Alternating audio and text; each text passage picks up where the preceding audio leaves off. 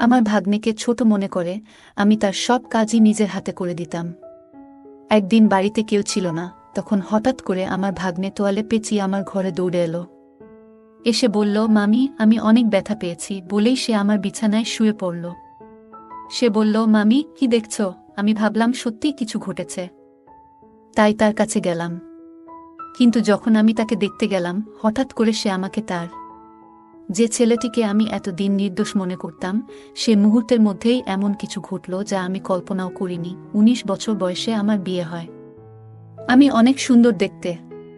বাইরে বের হলে সবাই আমার দিকে চেয়ে থাকত। মনে হতো তারা আমাকে কিছু বলতে চায়, কিন্তু আমি কাউকেই পাত্তা দিতাম না। বন্ধুরা রেডি থাকো, আজকের গল্পটা অনেক স্পেশাল হতে চলছে।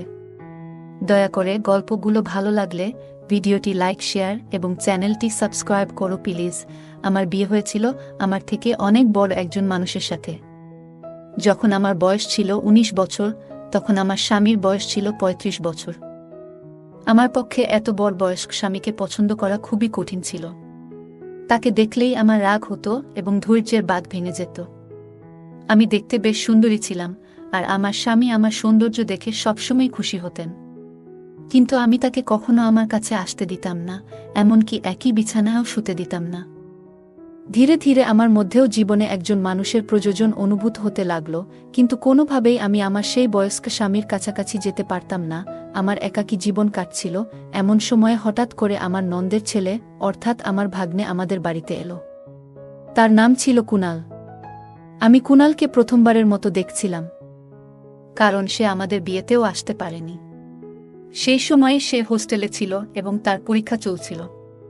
বাড়িতে আসার পর কুনাল পরিবারের সবার সাথে কুশল বিনিময় করছিল। তারপর সে আমাকে আলিঙ্গন করল, যা দেখে আমার স্বামী একটু বিরক্ত হয়ে উঠল।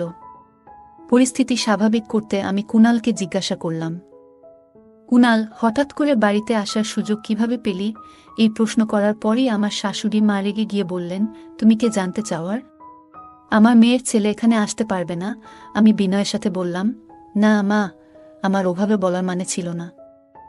আমি শুধু বলতে চেয়েছিলাম কুনাল আমাদের বিয়েতে আসেনি, তো হঠাৎ আজ এলো কেন? কুনাল মুচকি হেসে বলল, নানি, মামি তো শুধু প্রশ্ন করেছেন, রাগ করবেন না। আমার তখন ফাইনাল পরীক্ষা চলছিল, তাই বিয়েতে আসতে পারিনি।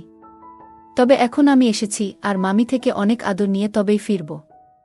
যখন মন ভরে যাবে তখনই ফিরে যাব। এই কথা শুনে সবাই হেসে উঠল।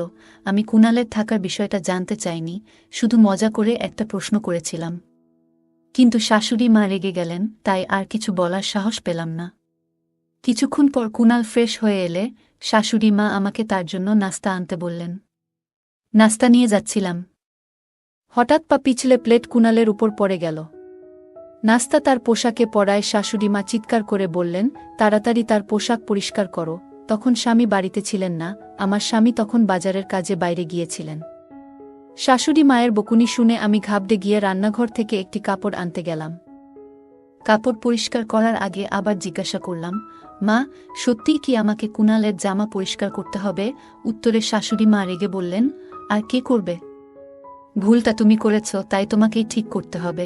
পুরো ব্যাপারটায় কুনাল চুপ ছিল, নিজের জামা পরিষ্কার করার চেষ্টা করেনি। জামা পরিষ্কার করতে গিয়ে আমি একটু অস্বস্তি বোধ করছিলাম। কুনাল নিজেই পরিষ্কার করতে পারত, কিন্তু সে দাঁড়িয়ে আমাকে কাজটা করতে বলল। আমার সংকোচ হচ্ছিল, আর সে মিষ্টি চোখে তাকিয়ে বলল, মামি, এখানে এভাবে পরিষ্কার করুন। ধীরে ধীরে নির্দেশনা দিল কিভাবে করতে হবে। ঠিক তখনই আমার স্বামী ফিরে এলেন এবং আমাকে এই কাজ করতে দেখে রেগে বললেন, তুমি এটা কেন করছো? তখন আমি তাকে সব খুলে বললাম, আমি ইচ্ছা করে এটা করছি না, শাশুড়ি মায়ের নির্দেশেই করছি। আমার স্বামীর নাম রাজু। তিনি শাশুড়ি মায়ের দিকে তাকিয়ে বললেন, মা, কুনাল এখন নিজেই, সে আর ছোট্টি নেই যে আমার স্ত্রীর সাথে এভাবে কাজ করানো হবে। যা হয়েছে তা ছিল একটা দুর্ঘটনা। ভবিষ্যতে এমন কোনো কাজ করার চেষ্টা করো না যা একজন পুরুষের কাজ। এই বলে রাজু আমার হাত থেকে কাপড়টা সরিয়ে নিয়ে চলে গেলেন। তিনি যে বাজারের জিনিসপত্র নিয়ে এসেছিলেন তা পাশে রেখেই বেরিয়ে গেলেন। এরপর আমি সেই জিনিসপত্র নিয়ে রান্নাঘরে চলে গেলাম। কুনাল ও আমার পিছু পিছু এলো। নল থেকে হাত ধোয়ার সময় সে আস্তে আস্তে কিছু বলছিল, যেন তার মনের মধ্যে কিছু ভারী কষ্ট জমে আছে। আমি শুনলাম সে বলছিল, এখান থেকে চলে যাব, আমি অবাক হয়ে বললাম, কুনাল, তুমি তো মাত্র কয়েক ঘন্টা আগে এখানে এসেছ। এত তাড়াতাড়ি চলে যাওয়ার কথা ভাবছ কেন? তখন কুনাল বলল, আমি তো বাইরের মানুষ, তাই হয়তো এখানে থাকার কোনো মানেই নেই। মামিও আমাকে হয়তো বাইরের লোক মনে করেন। মায়ের স্নেহ পেতে এসেছিলাম, কিন্তু হয়তো আমার ভাগ্যে তা নেই। এই কথা বলে সে চলে যেতে চাইল। আমি তখন হঠাৎ করেই তার হাত ধরে ফেললাম। হাতটা একটু জোরে টেনে ফেলায় সে আমার একেবারে কাছে চলে এলো। তখন আমি দ্রুত তাকে সরিয়ে দিয়ে বললাম, দুঃখিত, আমি ভুল করে ফেলেছি কুনাল, আমি ভুল করে তোমাকে টেনে এনেছিলাম। বলার পর আমি তাকে বোঝানোর চেষ্টা করলাম, কুনাল, রাজুর কথাগুলোকে মন থেকে নিও না। আসলে আমি আমার স্বামীকে তেমন গুরুত্ব দিই না। সে শুধুমাত্র সম্পত্তির জন্য আমার পেছনে ঘুরে বেড়ায়। তোমার পোশাকে কিছু পড়লেও আমি পরিষ্কার করতাম, যেমনটা তোমার জামাকাপড় পরিষ্কার করেছি। যদি সত্যিই আমার কাছ থেকে আদর স্নেহ পেতে চাও, তবে এখানেই থাকো। না হলে রাজুর কথাগুলো মনে রেখে চলে যেতে পারো। এরপর বললাম, দেখো এখন কি করবে? আমার কথা শুনে কুনাল বলল, মামি, সত্যি বলতে আপনার কথাগুলো শুনে আমার সব রাগ গলে গেল। এখন শুধুমাত্র আপনার জন্যই এখানে থাকব। আপনি যদি বলেন তবে এখন থেকে আমি আপনারই। বলেই সে আমাকে আলিঙ্গন করল। কুনালের এমন ছোট ছোট কথাগুলো আমার মনে প্রভাব ফেলছিল। চোখের পলকেই 5 দিন কেটে গেল। এই কদিনে কুনাল বাড়ির একজন সদস্য হয়ে উঠেছিল। প্রতিদিন সকালে আমার স্বামী তাকে দোকানে নিয়ে যেতেন। রাজুর একটি ছোট দোকান ছিল, আর কুনালকে একঘেয়েমি থেকে বাঁচাতে তাকে সঙ্গ নিতেন। কুনাল আসার পর বাড়ির কাজের চাপ বেড়ে গেল। শাশুড়ি মা সারাদিন মন্দিরে থাকায় বাড়ির কাজে সহায়তা করতেন না, আর স্বামীর আয়ও ছিল কম, তাই কাজের লোক রাখা সম্ভব ছিল না। একদিন আমি রাজুকে বললাম, রাজু, এত কাজ আর পারছি না। বাড়িতে এখন আরও একজন সদস্য, কিন্তু শাশুড়ি মা কোনো সাহায্য করছেন না। আমাদের কথোপকথন শাশুড়ি মা শুনে ফেললেন। রেগে ঘরে ঢুকে বললেন, এই বয়সে তুমি আমার কাছ থেকে কাজ করাতে চাও? আর স্বামীর কানেও কথা ঢালছ? এরপর তর্ক শুরু হলো। রাজু এসে বলল, দুজনেই চুপ করো। মা আর আগের মতো কাজ করতে পারেন না, আর আমি কাজের লোক রাখতে পারব না, যার জন্য বাড়ির কাজ বেড়েছে। সেই সাহায্য করবে। তারপর রাজু কুনালের দিকে তাকিয়ে বলল, কুনাল, তুমি দোকানে যাবে না, বাড়িতে থেকে মামির কাজে সাহায্য করবে। স্বামী তার দায়িত্ব থেকে মুক্তি পেতে নিজের ছোট ভাইপোকে আমার সাথে বাড়িতে একা রাখার সিদ্ধান্ত নিয়েছিল। আমি কিছু না বলেই তার এই সিদ্ধান্ত মেনে নিলাম। পরের দিন থেকে কুনাল বাড়িতে থেকে আমার সাথে কাজ করা শুরু করল। সকালে ঘরের কাজের সময় সে আমাকে সাহায্য করত। নাশতার পর শাশুড়ি মা মন্দিরে চলে যেতেন আর রাজু দোকানে বেরিয়ে যেতেন। তাদের যাওয়ার পর আমি নাশতা করতাম এবং কুনাল আমার সাথে বসে খেত।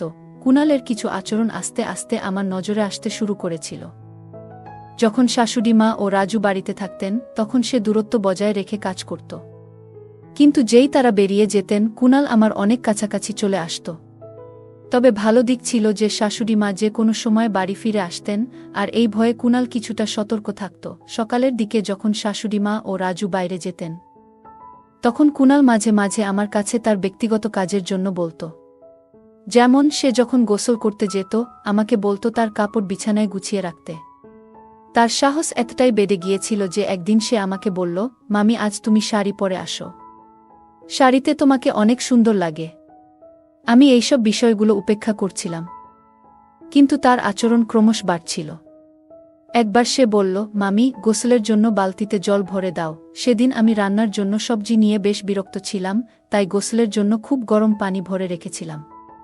কিছুক্ষণ পরে কুনাল বাথরুম থেকে দৌড়ে আমার ঘরে চলে এলো। তার গায়ে শুধু একটি তোয়ালে জড়ানো ছিল। সে ঘরে ঢুকে বলল, মামি, আমাকে পুড়ে যাওয়া মলম লাগিয়ে দেও, খুব গরম লেগে গেছে। আমি তখন বুঝতে পারলাম আমি রাগের মাথায় অত্যধিক গরম পানি দিয়েছিলাম, আর সে হয়তো পানি পরীক্ষা না করেই গোসল শুরু করেছিল। কুনাল আমার দিকে এসে বলল, মামি, খুব জ্বালা করছে, কোনো ক্রিম বা কিছু আছে কি? একটু লাগিয়ে দাও। সে তার পা দেখালো যেখানে সে বলছিল পুড়ে গেছে। আমি একটু নার্ভাস হয়ে গেলাম এবং বললাম, আমার ভুল হয়েছে, রাগের মাথায় এমনটা করিনি। আমি কুনালকে বললাম, আমার উচিত ছিল না এত গরম পানি সেখানে রাখা, কিন্তু তুমিও তো আগে দেখে নিতে পারতে পানিটা কতটা গরম। কুনাল হেসে বলল, এসব বাদ দাও, আগে আমার পায়ের দিকে তো দেখো। আমি তখন লজ্জা আর অস্বস্তিতে আস্তে আস্তে তার পায়ের তোয়ালেটা সরাতে লাগলাম। দেখি তার হাঁটুর উপরে কিছুটা জ্বলে গেছে। একজন তরুণ ছেলেকে এভাবে স্পর্শ করতে গিয়ে আমি একটু অস্বস্তিতে পড়ে গেলাম। তোয়ালেটা সরানোর আগে একবার কুনাল এর দিকে তাকালাম। তার চোখের চাহনি দেখে আমি একটু দূরে সরে গেলাম। তারপর বললাম, তুমি মিথ্যে অভিনয় করছো, তাই না? কুনাল বলল, মামি, আমি জানতে চাইছিলাম তুমি রাগ থেকে এটা করেছ নাকি আমার জন্য চিন্তিত ছিলে। আমি তো শুধু তোমার সাথে একটু মজা করছিলাম। তার কথায় আমি রেগে গেলাম। হঠাৎ সে আমার হাত ধরে তার দিকে টেনে নিল আর চোখে চোখ রেখে বলল, মামি, আমি তোমার কাছে কেমন? তার প্রশ্নটা অদ্ভুত লাগল। আমি বললাম, কুনাল, এটা তুমি কি করছো? আমি তোমার মামি, এটা ভুলে যেও না। আমার হাত ছেড়ে দাও, না হলে আমি তোমার মামার কাছে অভিযোগ করব। কুনালের প্রতিক্রিয়া ছিল, মামা আমাকে এখান থেকে বের করতে পারবেন না। তার এই কথায় আমি আরও অবাক হয়ে গেলাম। এরপর সে আমাকে আরও কাছে টেনে নিল, এতটাই কাছে যে আমি নিজের স্বামীর সাথেও এতটা ঘনিষ্ঠতা কখনো অনুভব করিনি। কুনালের এমন আচরণে আমি কিছুটা দুর্বল হয়ে পড়ছিলাম। ঠিক তখনই বাইরে থেকে শাশুড়ি মা জোরে ডাকলেন, বুমা। সেই মুহূর্তে শাশুড়ি মায়ের কণ্ঠ আমার কাছে আশীর্বাদের মতো শোনাল, কারণ তার ডাকে আমি কুনালের হাত থেকে রেহাই পেলাম। শাশুড়ি মা আসার পর কুনাল আমাকে ছেড়ে কিছুটা দূরে সরে গেল। রাতে আমি মনে মনে সিদ্ধান্ত নিয়েছিলাম যে এই বিষয়ে আমার স্বামী রাজুর সঙ্গে কথা বলবো। শোয়ার আগে রাজু হঠাৎ বলল, তোমার তো এখন কাজের চাপ কিছুটা কমে গেছে, তাই না? কুনাল তো তোমাকে সহায়তা করছে। তাই তো। আমি কিছু বলার আগেই কুনাল আমাদের ঘরে এসে ঢুকল এবং হাসতে হাসতে বলল, মামা, তুমি কেন ছোটদের মতো দুধ খাচ্ছ? আমি মজা করে উত্তর দিলাম, তোমার মামার শরীরে ক্যালসিয়ামের ঘাটতি আছে, তাই দুধ পান করেন। এতে কোনো সমস্যা আছে? এটা আমাদের ব্যক্তিগত বিষয়, তোমার এখানে থাকা জরুরি নয়। এরপর কুনালকে বাইরে যেতে বললাম। আমার এই কথায় আমার স্বামীর মুখে হাসি ফুটে উঠল। তারপর আমরা দুজনে ঘুমিয়ে পড়লাম। পরের রাতে আমি যখন রান্নাঘরে দুধের গ্লাস রাখতে যাচ্ছিলাম, তখন হঠাৎ কুনাল আমাকে টেনে তার ঘরে নিয়ে গেল। তার এমন আচরণ দেখে আমি রেগে গিয়ে বললাম, কুনাল, তুমি কি করছো? আমি তোমার মামি, এটা ভুলে যেও না। তুমি যদি 5 সেকেন্ডের মধ্যে আমার হাত না ছাড়ো, তবে আমি চিৎকার করব। কুনাল ঠান্ডা মাথায় বলল, মামি, তুমি মাইক নিয়েও চিৎকার করো, তোমার স্বামী শুনতে পাবে না। কারণ তাকে তুমি এমন দুধ খাইয়ে দিয়েছ যাতে ঘুমের ওষুধ মেশানো। আমি সবকিছু দেখেছি, আর আমার মোবাইলেও সেই ঘটনা রেকর্ড আছে। কুনালের কথাগুলো শুনে আমি হতভম্ব হয়ে গেলাম। তার মোবাইল স্ক্রিনে আমি নিজেকে দেখতে পেলাম, যেখানে দেখা যাচ্ছিল আমি রাজুর দুধের গ্লাস এ ওষুধ মেশাচ্ছি। সে বলল, মামি, একবার ভাবো, যদি মামা এই ভিডিও দেখে ফেলে, তাহলে কি হবে? আমি প্রতিদিন রাজুর দুধের গ্লাস এ চুপিসারে ঘুমের ওষুধ মিশিয়ে দিতাম। কুনাল সেই ঘটনা ভিডিও করে আমাকে ব্ল্যাকমেইল করতে শুরু করল এবং আমার সাথে ঘনিষ্ঠ হওয়ার চেষ্টা করতে লাগল। এতটা ধূর্ত হবে তা আমি ভাবতেও পারিনি। তখন আমার কাছে মিষ্টি কথা বলে তাকে শান্ত করা ছাড়া আর কোনো উপায় ছিল না। তাই আমি কুনাল এর কাছে গিয়ে তার গলায় হাত রেখে বললাম, কুনাল, আমি তো শুধু তোমার সাথে মজা করছিলাম। তুমি যখন থেকে এখানে এসেছ, তখন থেকেই তুমি আমার খুব কাছের মানুষ হয়ে গেছ, কিন্তু আমি বলতে পারিনি। আজ সুযোগ পেয়েছি, তাই বলছি। আমি কুনালকে এমনভাবে জড়িয়ে ধরলাম যেন সে আমার কথায় বিশ্বাস করে। কিছুক্ষণ পর বললাম, কুনাল, আমার পেটে হঠাৎ ব্যথা করছে, কাল এসে তোমার সঙ্গে দেখা করব। এই বলে আমি তার ঘর থেকে বেরিয়ে এলাম। পরের দিন থেকে রাজু কুনালকে তার দোকানে নিয়ে যেতে লাগল। কুনালের উপর আমার একদম বিশ্বাস ছিল না। যদি সে ভুল করে কিছু বলে ফেলে, তবে রাজুর সামনে আমার অবস্থার কি হবে ভাবতেই পারি না। রাজু ও কুনাল দোকানে চলে যাওয়ার কিছুক্ষণ পর আমি দোকানের দিকে গেলাম, যাতে কুনাল এর উপর নজর রাখতে পারি। দোকানে ঢুকে দেখলাম সেখানে কেউ নেই। হঠাৎ সেখানে একটা গোপন ঘর দেখতে পেলাম, যা আমি আগে কখনো দেখিনি। আমি ভিতরে যেতে পারলাম না, কিন্তু সেখানে কারো কথা শোনা যাচ্ছিল। দরজার বাইরে কান পেতে শুনতে লাগলাম। রাজু কুনালকে বলছিল, তুমি কবে এটির চিকিৎসা শেষ করবে?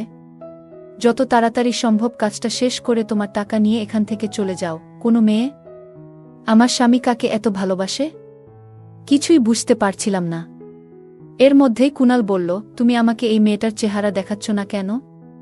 একে? কিন্তু রাজু তাকে চুপ থাকতে বলল।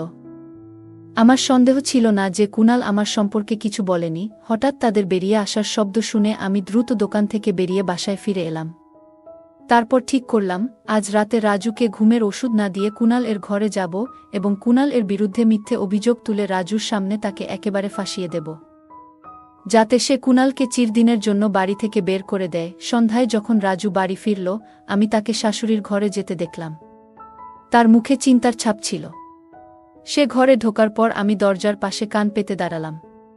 রাজু শাশুড়িকে বলছিল, মা, তুমি সারাদিন এত ফোন কেন করছিলে? এমন কি ঘটেছে? শাশুড়ি বললেন, এটা ভূমিকম্পের মতোই বড় একটা ঘটনা। তোমার বিয়ের 1 মাস হতে চলল, এখনও কোনো সুখবর পাওয়া যাচ্ছে না। তুমি কি ঠিক আছো নাকি? সন্ধ্যার পর শাশুড়ি আমাকে কিছু বলতে যাচ্ছিলেন, হঠাৎ পেছন থেকে কুণাল ডেকে উঠল, মামি। কুণালের কথা শুনে শাশুড়ি চুপ হয়ে গেলেন। তার মনে হয়েছিল যে আমি বাইরে আছি। আমি তার কথার প্রতিক্রিয়া না দেখিয়ে সরাসরি রান্নাঘরের দিকে চলে গেলাম। রাতে পরিকল্পনা মতো যখন রাজু ঘুমিয়ে পড়ল, আমি কুণালের ঘরের দিকে গেলাম। কাছে গিয়ে তাকে আলিঙ্গন করলাম এবং বললাম, কুণাল, আমি আমার প্রতিশ্রুতি রেখেছি, এখন আমি শুধুই তোমার। কুণাল আমার কাছে আসতেই আমি হঠাৎ তার হাত ধরলাম এবং চিৎকার করে উঠলাম, বাঁচাও, বাঁচাও। আমার চিৎকার শুনে রাজু দৌড়ে ঘরে এলো। তখন আমি রাজুকে বললাম, তোমার ভাগ্নে আমার উপর জোর করার চেষ্টা করেছে, ওকে বাড়ি থেকে বের করে দাও। রাজু আমার দিকে রাগান্বিত হয়ে চড় মারল এবং বলল, কুণাল আমাকে সবকিছু দুপুরেই বলে দিয়েছিল।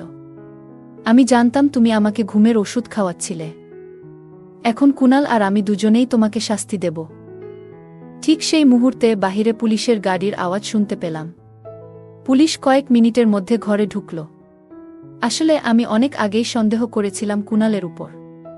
সেই সন্ধ্যায় শাশুড়ি আর রাজুর কথাবার্তা শুনে আরও সন্দেহ বেড়ে গিয়েছিল। আমি বুঝতে পারছিলাম না কেন তারা আমাকে দ্রুত গর্ভবতী করতে চায়। তখনই বুঝলাম আমার জীবনের ঝুঁকি রয়েছে। আমি এর আগেই পুলিশের কাছে সবকিছু জানিয়ে দিয়েছিলাম। পুলিশ কুণাল, রাজু এবং শাশুড়িকে গ্রেপ্তার করল। আমি তাদের সাথে আমাদের দোকানে গেলাম। দোকানে পৌঁছে আমরা তদন্ত শুরু করলাম এবং দেখলাম একটি মেয়ে ঘুমিয়ে রয়েছে, তার মুখ পুরোপুরি ঢেকে দেওয়া। যখন আমরা তার গা থেকে কম্বল সরালাম, তখনই আমার মাথা ঘুরে গেল। কারণ সে আর কেউ নয়, আমার নিজের বোন। চিকিৎসক জানালেন সে গভীর কোমায় রয়েছে। রাজু আমার বোনের স্বামী ছিল। বিয়ের কিছুদিন পরই সে অভিযোগ করেছিল আমার বোন পালিয়ে গেছে। এতে পরিবারে বিশাল অশান্তি শুরু হয়। মানসম্মান বাঁচাতে রাজু বাবাকে আমাকে বিয়ে করতে বলে এবং বাধ্য হয়ে আমাকে বিয়ে করতে হয়। পুলিশের বয়ানে জানা গেল শাশুড়ি আমার বোনের উপর অত্যাচার করে বাবার সম্পত্তি দখল করতে চেয়েছিল। বোন নিজেকে রক্ষা করতে জানায় সে আসল মেয়ে নয়, সম্পত্তি আমার নামে। কিন্তু রাজুর অত্যাচারে সে কোমায় চলে যায়। রাজুর আসল উদ্দেশ্য ছিল আমার বাবার সম্পত্তি দখল করা। তার পরিকল্পনা ছিল আমার সঙ্গে বিয়ে করে আমাকে গর্ভবতী করা, যাতে আমি কিছুই করতে না পারি। এরপর আমার বাবার সম্পত্তি দখল করা সহজ হবে। এদিকে কুণাল, যে গ্রামের একজন সাধারণ ডাক্তার ছিল, তাকে বড় অঙ্কের টাকার লোভ দেখিয়ে আমার বোনের চিকিৎসার জন্য ডাকা হয়েছিল। শেষ পর্যন্ত পুলিশ ও আদালতের মাধ্যমে সেই 3 অপরাধীকে যাবজ্জীবন কারাদণ্ড দেওয়া হয়েছিল। আমার বাবা ভেবেছিলেন রাজু একজন সৎ এবং সরল মানুষ। কিন্তু তার পেছনে এত বড় ষড়যন্ত্র লুকিয়েছিল যা আমরা কল্পনাও করতে পারিনি। ভাগ্যক্রমে আমি সেই ফাঁদ থেকে পালাতে পেরেছিলাম। এখন আমার একমাত্র আশা, আমার বোন দ্রুত সুস্থ হয়ে উঠুক। বন্ধুরা, বর্তমান সমাজে অনেক মানুষ বাইরের হাসিখুশির আড়ালে মিথ্যার জাল বুনে থাকে। কে কখন বিশ্বাসঘাতকতা করবে তা বলা কঠিন।